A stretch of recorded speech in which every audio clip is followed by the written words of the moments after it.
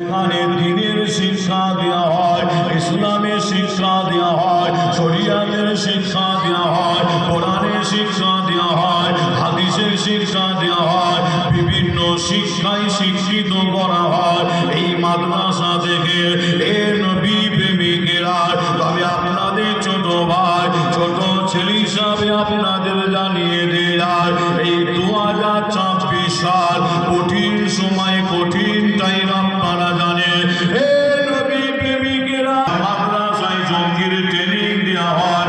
এই ভারতবর্ষের জমিনে কিছু সাংবাদিক, কিছু মিডিয়া আছে, যারা হলো আমেরিকার দালাল, যারা হলো ইসরায়েলের ইহুদিদের দালাল।